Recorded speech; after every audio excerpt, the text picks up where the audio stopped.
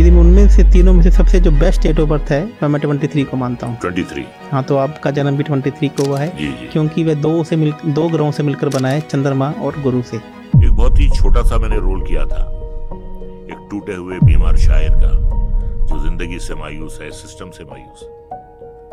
वो फिल्म राज साहब ने देखी थी और 7 साल के बाद जब वो प्रेम रोग की कास्टिंग कर रहे थे जी, तो 3:30 बजे उन्होंने अपने प्रोडक्शन मैनेजर को फोन, उन्हें मेरा नाम नहीं मालूम था, कहने लगे वो ऋषिकेश मुखर्जी ने मजदूरों की प्रॉब्लम पर एक फिल्म बनाई थी, उसमें एक लड़का था लंबा सा भारी सी आवाज वाला, दुबला पतला, क्या नाम है उसका। लेकिन शुरू के जो मेरे 14 साल थे वो मैं उसे वनवास कहता हूँ। मैं एक क्लास में 2 बार फेल हुआ और स्कूल वालों ने मुझे रास्ता बता दिया कि ये रास्ता बाहर है, आप जाइए। अच्छा एक डायरेक्टर होते थे, उनका नाम था के परवेज जी। और बहुत फिल्में उन्होंने बनाई, अनगिनत फिल्में बनाई, लेकिन कामयाबी उन्हें हासिल नहीं हो रही थी। और जो न्यूमरोलॉजी अभी तक मार्केट में पढ़ाई जा रही है वह भी 10% का भी 10% ही पढ़ाई जा रही है। ओहो 90% हम लोग यह नहीं जानते कि हमें किस देवता की पूजा करनी चाहिए। जी। तो मेरे वालिद साहब भी, पिताजी बड़े परेशान थे कि करेगा क्या, सब कहते थे कि करेगा क्या करेगा क्या करेगा क्या। मैं FTII film and television of institute चला गया, वहां मैंने 1985 में मेरी फिल्म लगी थी राम तेरी गंगा मेली। अच्छा जी। बहुत बड़ी फिल्म सफल हुई थी और मेरा काम लोगों को बहुत अच्छा लगा। आचार्य लव स्वामी जी, बहुत नाम सुना हमने आपका, और सिर्फ एक इंसान से नहीं कई लोगों से सुना आपका नाम, बड़ी तारीफ सुनी कि जो आपकी पेशेंट गोई होती है, जो आपकी प्रेडिक्शन होती है वो एक्यूरेट होती है एकदम। और आज जब मैं आपके दफ्तर में आया और जो मैंने देखा आपका दफ्तर, आपके एम्प्लॉयज, ये इतनी बड़ी जो जगह आपके पास है, एक नहीं है बल्कि आपके पास 2 फ्लोर हैं, तो ये बिना विद्या के नहीं आती है ये चीज़ें। और यकीनन जब लोगों को आपका विश्वास प्राप्त होता है तो लोग आते हैं, और जब आप उनके विश्वास पे खरे उतरते हैं तो वो अपने संगी साथियों को बताते हैं और वो भी आपके पास आते हैं। तो ये बाकायदा एक पूरी साइकिल है। तो आचार्य जी, मैं आपके बारे में यही कहूँगा कि आप जो भी हैं, आप फ्लूक नहीं हैं, ये आपकी कड़ी मेहनत है, ये आपकी विद्या है, ये आपकी शिक्षा है, जिसके कारण दुनिया में इतने आपके भगत हैं, आपको मानने वाले हैं, आपके चाहने वाले हैं।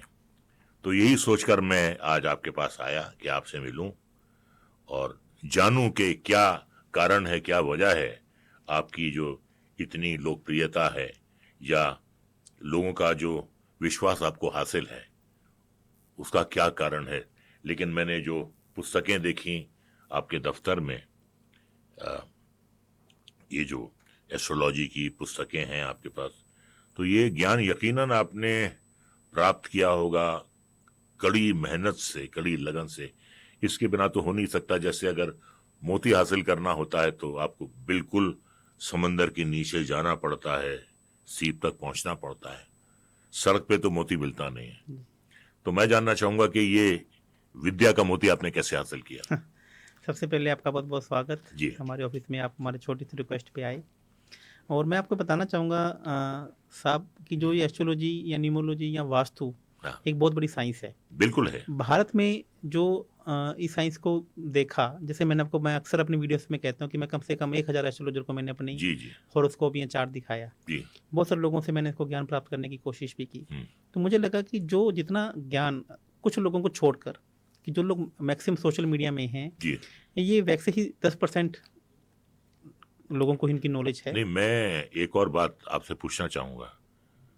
कुछ लोग ये कहते हैं कि न्यूमरोलॉजी जो है वो एस्ट्रोलॉजी का 10% है, 10% है। ये बात कहाँ तक सही है? ये 100% बात सही है। अच्छा, सही है। और जो न्यूमरोलॉजी अभी तक मार्केट में पढ़ाई जा रही है वह भी 10% का भी 10% ही पढ़ाई जा रही है। ओ हो। मतलब वैसे ही न्यूमरोलॉजी है वो एस्ट्रोलॉजी का 10% ही है, क्योंकि वहां पर सिर्फ और सिर्फ ग्रहों की बात की जाती है। जी जी जी। जबकि एस्ट्रोलॉजी में ग्रहों के अलावा राशियां भी होती हैं, जी, नक्षत्र भी होते हैं, भाव भी होते हैं और उनके चरण भी होते हैं। अच्छा और अच्छा। लेकिन न्यूमरोलॉजी में सिर्फ ग्रहों की बात की जाती लेकिन है। उसमें काफी मिलावट भी आ गई है। काफ़ी मिलावट भी आ गई है और लेकिन हाँ। वो भी 10% का भी 10% है। ओ जो हो। मार्केट में चल रहा है वो मात्र 1% ही एस्ट्रोलॉजी का है। जी जी जी जी तो हम अभी यदि हम अभी चार्ट की बात करेंगे जी या जी चीज़ों की बात करेंगे तो हम एक चार्ट के द्वारा हम आपका एक चार्ट लेते हैं। जी ये चार्ट के द्वारा इसको मैं समझाने की कोशिश करूंगा कि किस तरीके से न्यूमरोलॉजी होती है और किस तरीके से भारत में ये इसको पढ़ाया जा रहा है। आपने लोशो ग्रिड के बारे में सुना भी होगा। जी। तो ये जो लोशो ग्रिड है ये बेसिकली चाइना के एक ऋषि ने इसको डेवलप किया था अच्छा अच्छा। और वो उन्होंने चाइना के हिसाब से इसको बनाया था क्योंकि चाइना में इंडिया में जो हम अपना हेड है ना भारत में जी। वो नॉर्थ को मानते हैं अच्छा और चाइना में साउथ को मानते हैं। अच्छा अच्छा। तो उन्होंने क्या लोशो ग्रिड में साउथ को ऊपर लिखा और उसी हिसाब से नंबर्स को लिखे। अच्छा अच्छा। जबकि मेरा ये मानना है कि वो न्यूमरोस्कोप भारत पर लागू ही नहीं होता है। अच्छा अच्छा। जो भारत का न्यूमरोस्कोप है वह बिल्कुल डिफरेंट न्यूमरोस्कोप है।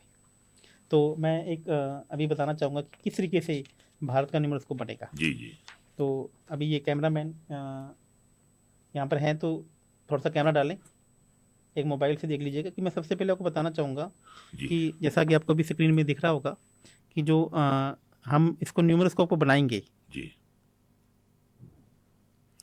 जो चाइना का न्यूमरस लोशो ग्रिड है उसमें ऊपर साउथ लिखा जाता है। अच्छा अभी मैं इसको आपसे मैच करके दिखाऊंगा कि चाइना से और इंडिया के न्यूमरोस्कोप से दोनों में क्या प्रेडिक्शन में जी डिफरेंसेस आता जी। है और किस तरीके से चीज़ें इंडिया में दिखाई जा रही हैं। नहीं, लेकिन ये जो चाइना का है हम्म ये कितना जेन्युइन है और हमारा कितना जेन्युइन है, मैं ये जानना चाहूंगा। मैं ये कह रहा हूँ कि दोनों ही जेन्युइन है, लेकिन अच्छा। चाइना वाला जो है ये चाइना के लोगों पे एप्लीकेबल होगा, जी जो हमारा है ये हमारे लोगों पे एप्लीकेबल होगा। जी जी। मेरा कहने का मतलब तात्पर्य ये है कि लोशो ग्रिड चाइना का है लेकिन उसको थोप दिया गया इंडियन लोगों के ऊपर। अच्छा अच्छा। तो ये बिल्कुल डिफरेंस इसकी प्रिडिक्शन आती है। अच्छा। और इसको मैं आपको बता रहा हूँ कि जो न्यूमरोलॉजी है वह कीरो के द्वारा लिखी गई थी जी और कीरो जो हैं वह भारतीय एस्ट्रोलॉजर नहीं थे। जी जी तो आज न्यूमरोलॉजी का इतना प्रचार प्रसार किया जा रहा है, हर आदमी न्यूमरोलॉजी के ऊपर अंक के ऊपर जी जी मूलांक के ऊपर आपको जी बताया जा रहा है, जी। जबकि उन्होंने एस्ट्रोलॉजी पढ़ने की कोशिश ही नहीं की। अच्छा आचार्य जी, ऐसे भी बड़े केसेस हैं हमारी इंडस्ट्री में कि नाम की स्पेलिंग बदल लेते हैं, जी जी एक ऐड कर लेते हैं ए, या जी एक ए निकाल लेते हैं, या जय के क्षण JAI होता है तो वो JAY कर लेते हैं। जी। तो ऐसे भी बहुत से हमारी इंडस्ट्री में वाकयात हैं हम्म कि लोग स्पेलिंग बदल लेते हैं। और वास्तु पर भी लोगों को बहुत विश्वास है हमारे यहाँ। जी लेकिन एक मैं आपको उदाहरण देता हूँ। एक डायरेक्टर होते थे, उनका नाम था के परवेज, जी और बहुत फिल्में उन्होंने बनाई, अनगिनत फिल्में बनाई, लेकिन कामयाबी उन्हें हासिल नहीं हो रही थी। तो किसी उनके मित्र ने कहा कि आप अपना नाम बदल दें, के परवेज के बजाय आप कल्पतरु रख लें आप अपना नाम। अच्छा जी तो उन्होंने अपना नाम कल्पतरु रख लिया। अच्छा जी। और ये नाम रखने के बाद जो उनकी तकदीर ने पलटा खाया, हम्म, जो फिल्म वो बनाते थे वो हिट होती हिट हो थी, जाती थी। जो फिल्म बनाते थे हिट होती थी। तो हिट फिल्मों की एक कतार लग गई थी। हम्म अब यकीनन जिस बंदे ने उनसे कहा होगा कि आप अपना नाम बदलें, तो उसे ज्ञान होगा, जी और वो ज्ञान जो था उसका पूरा लाभ मिला के परवेज साहब को। आज वो दुनिया में नहीं है। तो ये क्या है, ये बताएं आप। ये एक्चुअली में क्या है कि कुछ जो ग्रह होते हैं ना ये आपस में मित्र और शत्रु ग्रह होते हैं। अच्छा। जैसे मान लीजिए कि आपका डेट ऑफ बर्थ एक बार मुझे बताएंगे। 23 नवंबर 1950। 1950। जी अब यहाँ पे देखिए कि आपका जो मूलांक है 5 आ गया है। जी तो ऐसे ही यदि आपका मूलांक जो 5 है ये किसी का भी दुश्मन नहीं है। जी। अच्छा ऐसे यदि किसी का मूलांक 1 आ गया तो ये 8 का या 4 का दुश्मन है। तो अच्छा। यदि आप ऐसे ही जितने भी चाहे मेरा पेन है या कुछ भी ये पेपर है, ये सब एक किसी न किसी प्लेनेट से रिलेट करते हैं। जी उसी प्रकार से जो हमारे ABCD जो 26 अल्फ़ाबेट हैं वो हर किसी न किसी ग्रह से रिलेट करते हैं। तो हर किसी ग्रह की हर अक्षर की वाइब्रेशन हो गए। यदि आपके अक्षर को हम जोड़ें तो उसकी वाइब्रेशन आपके मूलांक से यदि वह एंटी आ गया तो ये हो सकता है कि आपका नाम ही आपका दुश्मन बन जाए। अच्छा अच्छा। तो हम उसकी वाइब्रेशन को चेंज करने के लिए वहाँ पे कभी एक जोड़ देते हैं या एक घटा देते हैं या कुछ उनका लेकिन नाम चेंज कर आचार्य देते जी हैं। ऐसा भी हुआ है, ये तो मैंने आपको कल्पतरु जी का एक उदाहरण दिया है, लेकिन बहुत से लोगों ने अपने नाम बदले हैं, बहुत से लोगों ने अपनी स्पेलिंग बदली है, लेकिन कोई उन्हें लाभ हुआ नहीं, ऐसा भी हुआ है। ऐसा भी हुआ है और ऐसा हो भी सकता है, ऐसा नहीं है कि सभी को लाभ होगा ही होगा। जी न्यूमरोलॉजी मैं आपको अभी बताया कि न्यूमरोलॉजी एस्ट्रोलॉजी का मात्र 10% ही है और एक्चुअल में आपको एस्ट्रोलॉजी को ही देखना पड़ेगा कि आपका भाग्य आपके साथ में है, आपका समय आपके साथ में है या नहीं है।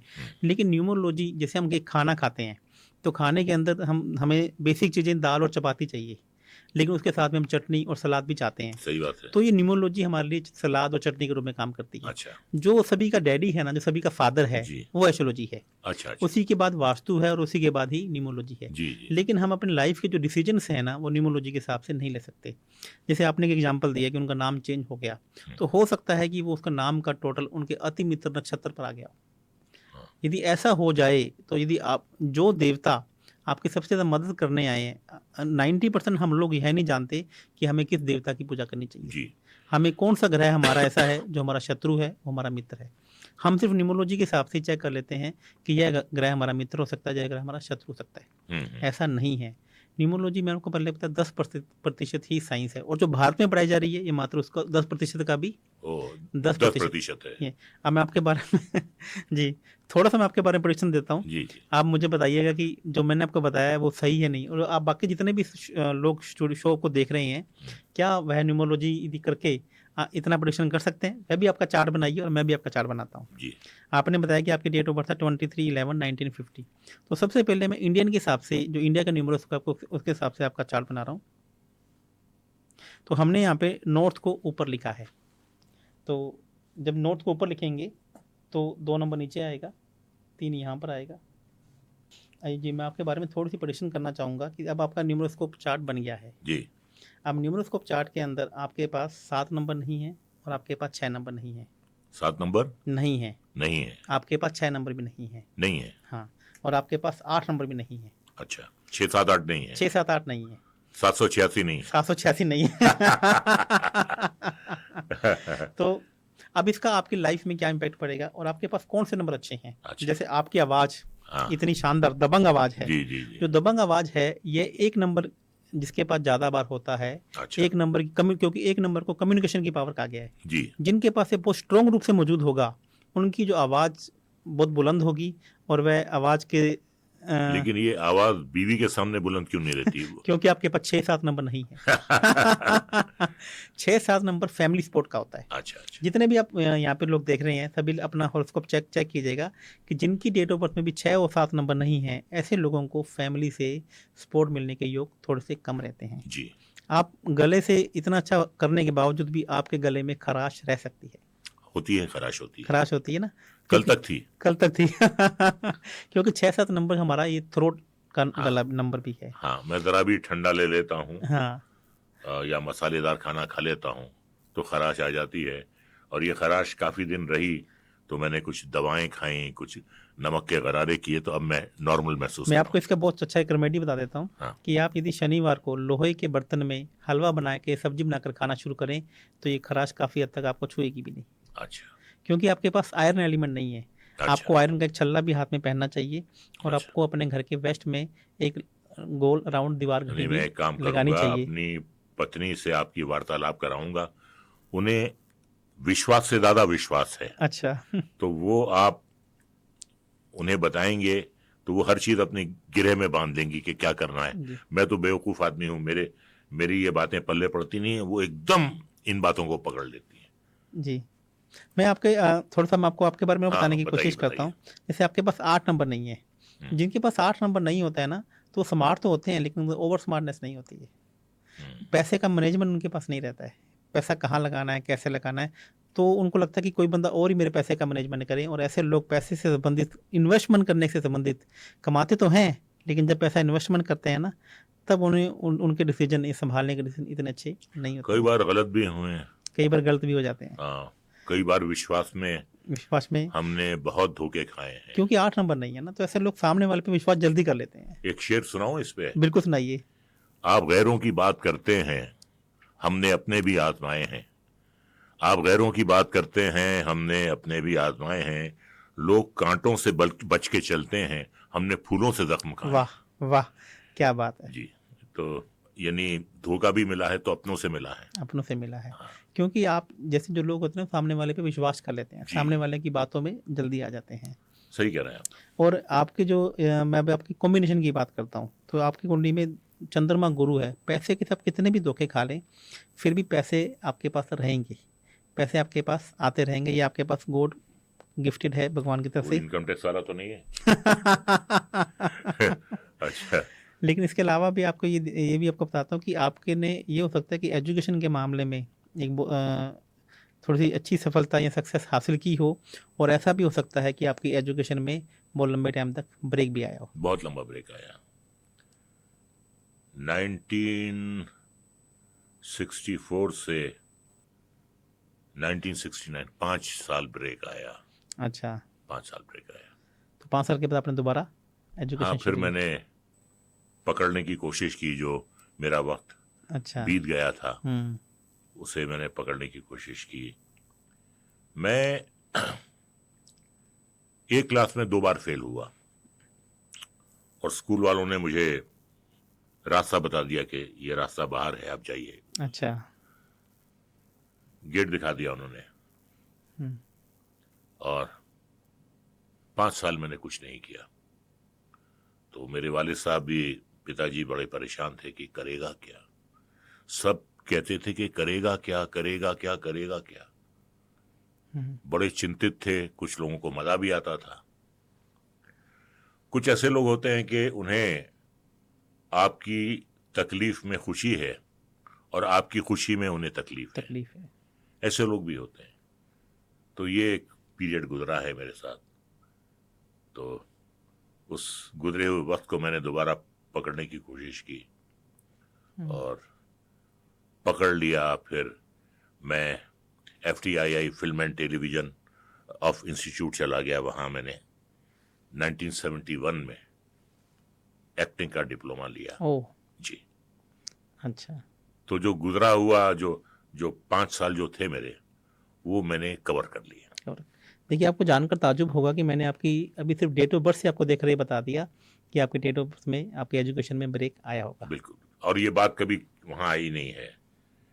ये बात जो है कहीं पब्लिकली कहीं नहीं गई है। कहीं नहीं गई है। जी। और आप पहले भी किसी एस्ट्रोलॉजर से मिले होंगे, तो मुझे नहीं लगता कि किसी ने आपको ये बताया होगा। नहीं, नहीं बताया, कभी नहीं बताया। आपके गले में खराश रहती होगी, ये भी जनरली लोग नहीं हाँ। बता पाते हैं जी, इसी। जी। और आपकी फैमिली में भी आप भी मस्त रहते हैं, और आपकी फैमिली मस्त रहती है कि आप कहीं जा रहे हैं, वो कहीं हैं, तो ना तो वो आपको बार बार फ़ोन करके पूछ रही है कि कहाँ है, ना आप उनको पूछ रहे हैं कि आप कहाँ हैं। हाँ, आप भी बिल्कुल मस्त सर। रहते हैं और वो भी मस्त हाँ, रहते हैं। हाँ, हाँ, हाँ। हाँ जी, हाँ। अभी 3 दिन पहले मेरी बीवी से मुझे बहुत डांट पड़ी फोन पे, ओह, अच्छा। क्योंकि मैं यहाँ था, फंक्शंस हो रहे थे मेरे दिल्ली में। तो मेरी रात को देर से सोने की आदत नहीं है, लेकिन फंक्शंस की वजह से रोज रात 2 ढाई बजते थे। तो मैं देर तक सोता रहता था। और मेरी पत्नी को पता है कि मैं 8 बजे तक उठ जाता हूँ।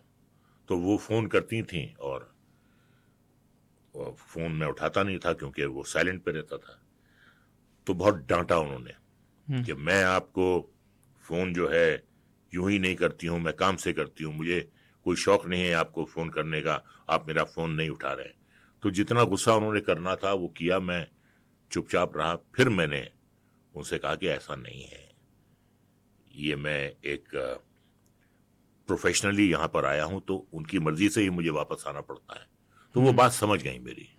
वो बात समझ गई कि ये जो केस बता रहे हैं ये जेन्युइन है। ऐसा होता है। ऐसा होता है। तो मैं आपके बारे में ये भी बता दूं कि पैसे के मामले में, हाँ, जैसे आपने बोला कि आप लोगों पे ट्रस्ट भी कर लेते हैं, हाँ। तो पैसा आप सडनली के पैसा आपके पास आता भी है, और सडनली पैसा जाने के भी आपकी कुंडली में योग बन जाते हैं। और आप किसी के कहने पे पैसा गलत जगह पे इन्वेस्ट या गलत जगह पैसा लगा भी ऐसा सकते हुआ हैं। है, हुआ है। पैसा डूबा है। और देखिए क्या होता है, अंग्रेजी में एक शब्द है गुड फेथ। आप किसी पे विश्वास करके, आप अच्छा विश्वास करके आप पैसा लगाते हैं या उसे पैसा देते हैं, लेकिन वो फिर वापस नहीं आता। वापस नहीं आता है। तो ज्यादातर तो यही हुआ है कि जिसे दिया है फिर वो वापस नहीं आया है, या आया है तो बड़ी मुश्किलों से आया जी। तो और यहाँ पे एक और भी आप दिखाई दी, मैं वास्तु की बात करूँ आपका एक्चुअली न्यूमरोस्कोप देखकर, तो आपके घर में नॉर्थ ईस्ट में, वेस्ट में या फिर नॉर्थ वेस्ट में, 3 जगह पर आपके घर में हमें वास्तु दोष भी दिख रहे हैं। और ये भी हो सकता है कि आपका या तो नॉर्थ ईस्ट कटा हो या फिर नॉर्थ ईस्ट है। पड़ा ये हो। अगर आप मेरी पत्नी से कहेंगे तो वो सब समझ जाएंगी। उन्हें वास्तु में, एस्ट्रोलॉजी में बहुत विश्वास है जी और मैं बिल्कुल कोरा हूं इस मामले में। तो मैं उनकी बात करवाऊंगा और आप उन्हें बताएंगे तो वो बिल्कुल फॉलो करेंगी। जी। मैं इस मामले में बिल्कुल कोरा हूं। और ऐसा भी आपके हॉरोस्कोप में दिखा रहा है, न्यूमरोस्कोप में दिखा रहा है कि आप कभी कभी कुछ चीज़ें रखकर भूल भी सकते हैं। होता है, भूलता हूं। भूल जाते हैं। भूल जाता हूं। भूल जाते हैं, तो ऐसा भी आपके न्यूमरोस्कोप में दिखा रहा है। लेकिन आपको एक बात ये दिखा रहा है कि आपके डेट ऑफ बर्थ में 1 5 9 जो फाइटर प्लेन है वह पूरी शिद्दत से बन रहा है। तो आप लाइफ में कभी भी हार नहीं मानेंगे, और जब भी कभी हार भी जाए तो आप फाइट बैक करेंगे, वापस कम बैक करेंगे। कोशिश करता हूं। नहीं करते हैं और करेंगे, उसमें आपको सफलता भी मिलती है। जी जी जी। कभी आप हार मानने वालों में से नहीं है कि आप एक जगह बैठ जाएं, आप वापस से कोशिश करेंगे और उसमें आपको वापस सफलता भी मिलती है। हाँ, ये एक सेटबैक होता है। कुछ दिन मैं उदास रहता हूँ, फिर अपनी कमर कस लेता हूँ अपनी कमर कस लेते कि हैं। चलो बहुत हो गया, चलो हम्म, अब पीछे मुड़कर नहीं देखना है। जी। तो ऐसा अक्सर आपकी लाइफ में ये दिखा रहा है। और आप मुझसे कुछ पूछना चाहें तो मैं आपकी तरफ से कुछ क्वेश्चन ले सकता हूँ कि आप अपनी लाइफ में क्या पूछना चाहते हैं। कोई भी चीज आज तक मुझे चांदी या सोने की प्लेट में नहीं मिली।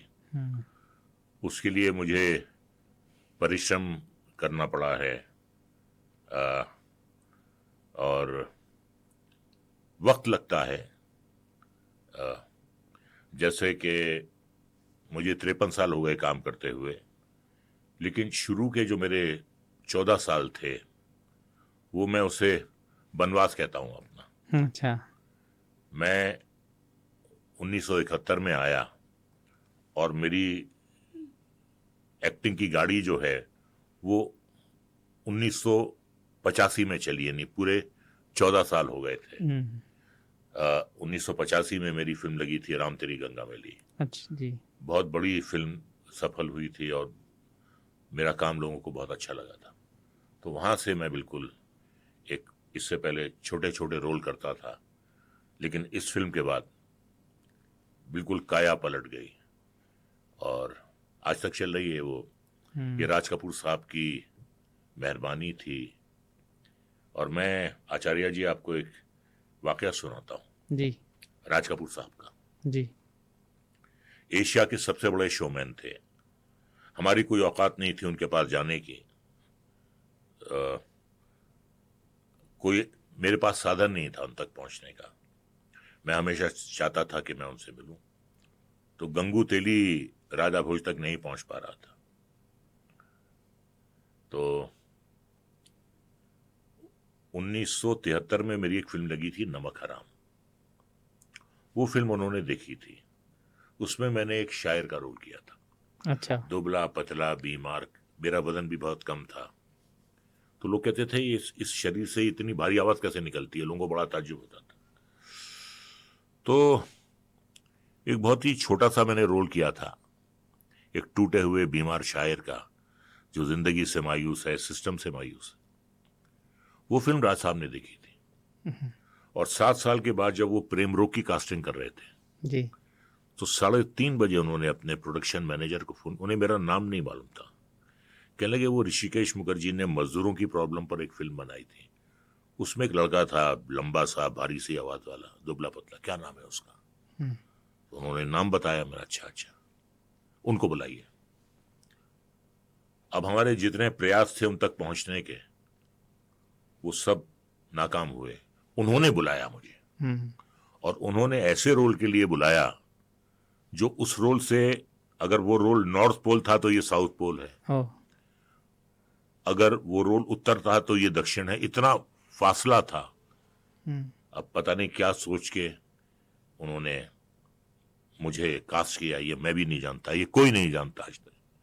तो वहां से जिंदगी में एक बदलाव आया, फिर उन्होंने मुझे रामतरी गंगा मैली में लिया और उसके बाद लाइफ की गाड़ी गाड़ी चल चल रही है। पड़ी। तो जी। कहने का मतलब यह है आचार्य जी कि बहुत लोगों ने ये कहा कि मैं उस रोल में सूट नहीं करूंगा, दुबला पतला हूं, ये राजा का रोल है, वो तो रंग था, झोपड़पट्टी में रहने वाला शायर था, ये तो सुमेरगंज का राजा है। अच्छा, तो झोपड़पट्टी में रहने वाला सुमेरगंज का राजा कहने लगे कैसे साहब बन हमारी सकता है? आंख है, हम रजा साहब को ही लेंगे।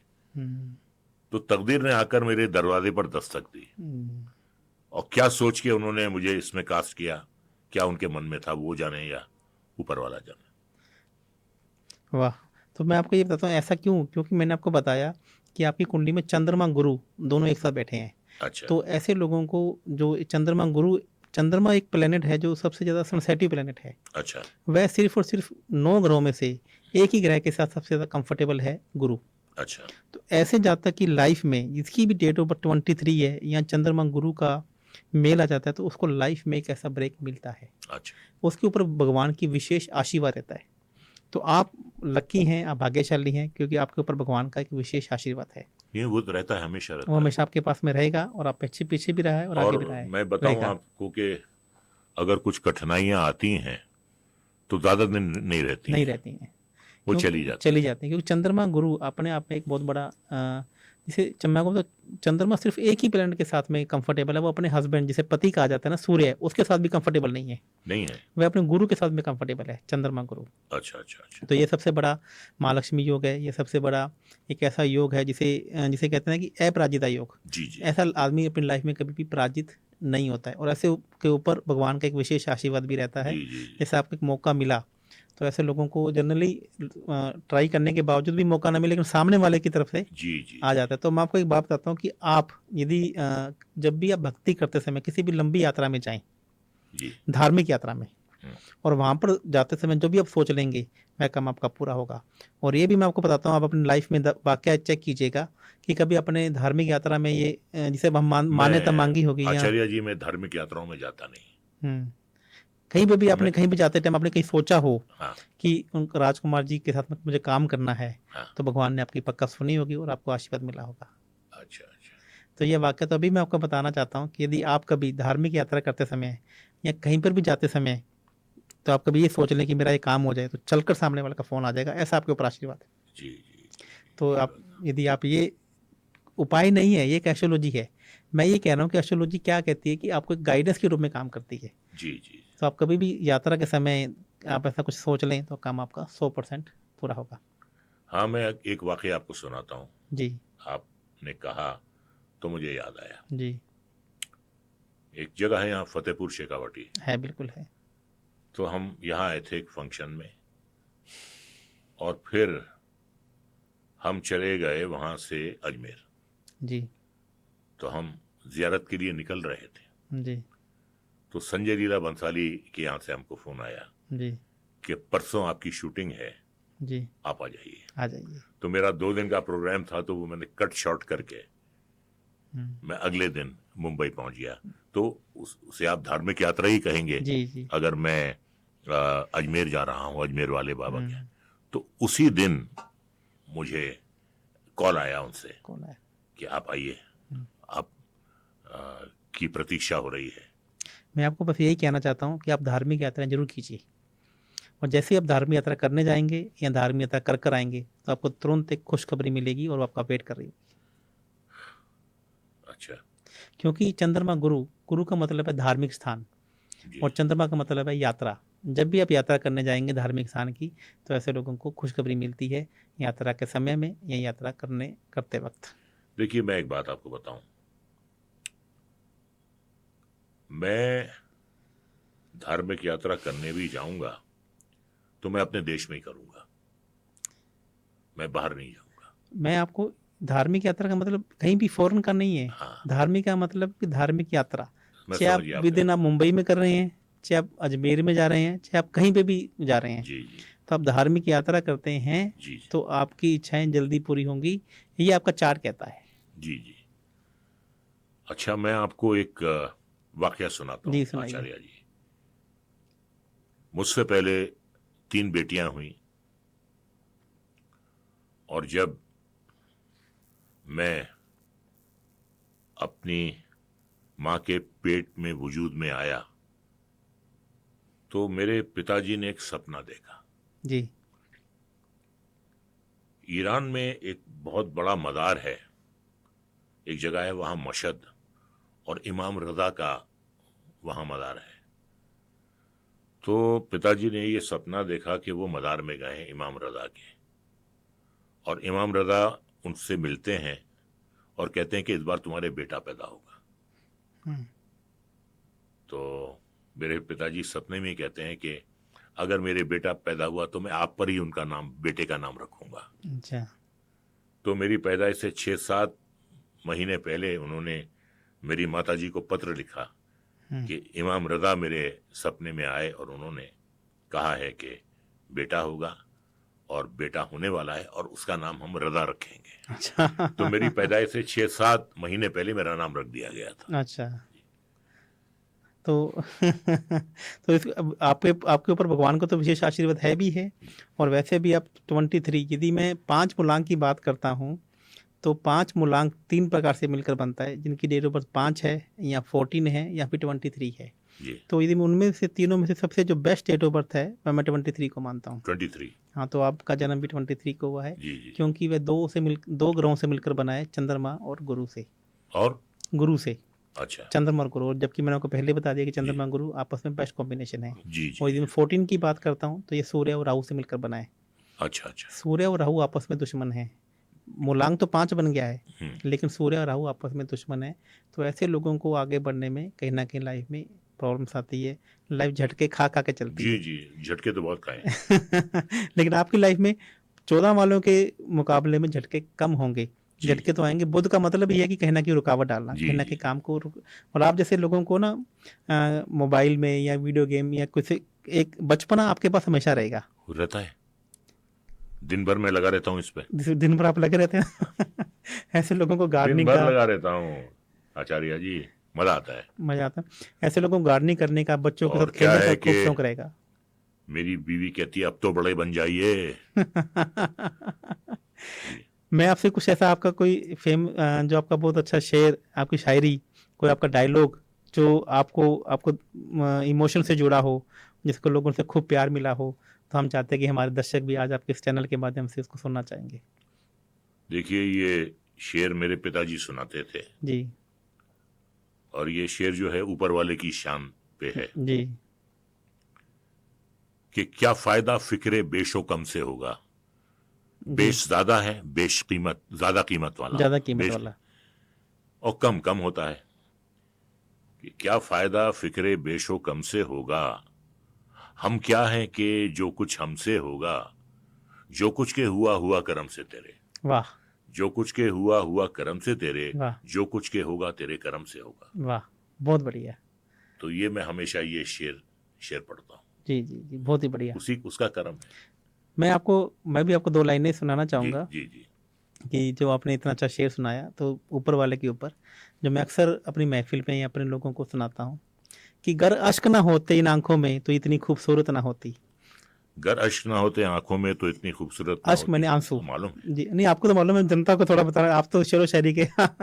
कि गर अश्क ना होते इन आंखों में तो इतनी खूबसूरत ना होती, जो गम ना दिए होते जमाने ने तो महफिलों में रौनक ना होती। सही बात है, सही गर बात। अश्क ना होते इन आंखों में तो इतनी खूबसूरत ना होती, जो गम ना दिए होते महफिल जमाने ने तो महफिल में इतनी रौनक ना होती। जो तन्हाई का एहसास ना होता, जो तन्हाई भाई का का एहसास, एहसास ना होता। तो महफिलों में रौनक ना होती। जो मिल जाती हर मुराद बिना मांगे ही तो बाखुदा खुदा की जरूरत ना हाँ होती। हाँ हाँ, सही बात है, तो सही बात। तो मैं भी अक्सर अपनी, जब भी कोई मैं मीटिंग शुरू करता हूँ तो जी ये जी। शेयर करता हूँ कि जो ये रजा साहब, मैं आपको लास्ट में एक बात और कहना चाहूँगा, हाँ कि हम अक्सर लोग ये कह देते हैं कि एस्ट्रोलॉजी, न्यूमरोलॉजी या वास्तु पे हम विश्वास नहीं करते। लोग कहते हैं कि हम अपने कर्मों पे ही विश्वास करते हैं। तो ये यहाँ मेरा ये मानना है कि जो एस्ट्रोलॉजी है ये हमारे द्वारा नहीं लिखी गई है, जी ये भगवान शिव के द्वारा लिखी हुई एक जी बहुत बड़ी साइंस है। जी। आपको मैं जानकर हैरानी होगी कि जो ये इंग्लिश कैलेंडर आज 2024 चल रहा है, और जो हमारे ही भारत के ऋषियों ने या भारत के जो हमारे ही लोगों ने इसके ऊपर बहुत सारे पहले व्याख्यान कर दिया था। जी। तो उनके अनुसार अभी जो हमारा विक्रम संवत है ये 2081 चल रहा है। अच्छा। तो ये 57 साल के बाद इंग्लिश कैलेंडर बना। अच्छा अच्छा। जितने भी आपको जनवरी फरवरी मार्च महीने सुनते होंगे आप, तो ये इसके पीछे कोई लॉजिक नहीं है, ये सब इनके राजा महाराजों के नाम है। और जबकि जितने भी ये हमारे जो माँ के नाम दिए गए हैं ये सब नक्षत्रों के हिसाब से दिए गए हैं, नक्षत्रों। चैत्र वैशाख ये सब कुछ। और आपको ये भी जानकर हैरानी होगी कि हमने बताया था सबसे पहले कि एक दिन में 24 घंटे होते हैं, क्योंकि हमने 24 होरा बताई थी। हमने दशमलव भी हमने दिया है, दशमलव भी हमने दिया, शून्य भी हमने शून्य दिया भी हमने दिया, गोल भी हमने दिया। जी जी। तो हमने ये कहा था 24 होरा होती हैं, तो इन्होंने होरा शब्द को आर में डेवलप कन्वर्ट कर दिया, तो वो 24 होरा को 24 घंटे मान दिया। जी। हमने बताया कि एक घंटे में 60 मिनट होते हैं। हमने कहा था कि एक घटी होती है, एक घटी में 60 पल होते हैं और एक पल में 60 विपल होते हैं। तो इन्होंने एक घंटे में 60 मिनट कर दिए और एक मिनट में सब 60 हमारी सेकंड। नकल है। सब पूरी हमारी नकल है। और जबकि हमारे आज हम उनकी भारतीय नकल करते और हैं। आप उनकी नकल कर रहे हैं। तो मेरे कहने का मतलब है कि ये पूरी एस्ट्रोलॉजी और एस्ट्रोनॉमी पर ये आधारित है, ये पूरा एक फलित ज्योतिष है। तो हमें ज़िंदगी के लाइफ के बहुत बड़े डिसीजन हम जब भी लेना जी। चाहें तो हमें एस्ट्रोलॉजी की मदद से सही हमें बात। लेने चाहिए। देखिए मैं ये कहता हूं कि फल देने वाला तो ऊपर वाला ऊपर होता वाला है। है। अब बड़े बड़े डॉक्टर होते हैं, स्पेशलिस्ट होते हैं, बहुत ही ज्ञानी होते हैं, इलाज वो करते हैं, लेकिन फिर भी नतीजा उसके हाथ में। दिलचस्प के हाथ में होता है। तो आपकी जो प्रेडिक्शंस होती हैं अब बहुत करेक्ट होती हैं, लेकिन नतीजा उसके हाथ में होता देखो करना तो उसी नहीं है। है। हाँ यदि एक डॉक्टर किसी का हार्ट का ऑपरेशन करने जब अंदर लेके जाता है जी जी। तो वह पूरी कोशिश करता है कि सामने वाले को बचाए, सही बात है। लेकिन बचना नहीं बचना ऊपर वाले के हाथ में सही है। बात है। और ऐसी इसी प्रकार से एक अच्छा एस्ट्रोलॉजर कोशिश यही करता है कि कोई पेशेंट मेरे पास आता है जी। तो मैं उसकी समस्या को बाहर निकालूं, सही बात है। लेकिन निकालना ना निकालना उसका ऊपर वाले के हाथ में है। सही बात। तो मैं लास्ट में एक मिनट आपसे और लेना चाहूँगा कि हम ये कहते हैं कि हम अक्सर अपने भाग्य को कोसते रहते हैं ये जानने बिना कि हमारे भाग्य में क्या लिखा है। यदि आप भी चाहते हैं कि आप अपने कर्म को अपने भाग्य के साथ में खड़ा करना चाहें, आप एक और एक मिलकर 11 होना चाहें, तो आपको एस्ट्रोलॉजी का और न्यूमरोलॉजी का और वास्तु जी, का बिल्कुल। सहारा लेना, जिससे आप एक और एक मिलकर और 11 देखिए हो जो जाएंगे। हजारों साल से ये प्रथा चली आ रही है, लोग मानते हैं, लोग आपको मानते हैं, क्योंकि आपने रिजल्ट दिए हैं लोगों को, जो बताया है या जिस तरीके से आपने लोगों को गाइड किया है। तो यही वजह है कि आपको लोगों की इतनी मान्यता प्राप्त है। तो यूं ही मैंने आपसे पहले ही कहा कि आप फ्लूक नहीं है। जी जी। ये आपकी कड़ी मेहनत है, ये आपकी लगन है, ये आपकी सच्चाई है कि धन्यवाद। आज आप इस मुकाम पर हैं। बहुत धन्यवाद। तो आचार्य जी फिर भेंट करने के लिए मैं आऊंगा और आपसे नंबर लेके आप जरा मेरी पत्नी को हर चीज समझा दीजिए, वो एकदम ये सारी बातें समझ जाती है। मेरा ये प्रॉमिस है हाँ। कि आज के बाद से उनको एस्ट्रोलॉजी के लिए कहीं और नहीं जाना पड़ेगा। ठीक है, मैं आपकी बात करूँ। जी धन्यवाद। आप सबका बहुत बहुत शुक्रिया। और आज हम आए पंडित जी के पास, ये जो हमने सब इनका इतना बड़ा दफ्तर है, इतने लोग यहाँ काम कर रहे हैं, वाकई मैंने कभी किसी भी एस्ट्रोलॉजर का इतना बड़ा दफ्तर नहीं देखा, इतने वहाँ पे काम करने वाले लोग नहीं देखे। तो वाकई आपको मैं धन्यवाद भी देता हूँ, और इस वादे के साथ कि जब भी जयपुर आना होगा मैं आपसे संपर्क बनाए रखूंगा और आपसे मिलने जरूर आऊँगा। आपका बहुत बहुत धन्यवाद। धन्यवाद। धन्यवाद साहब।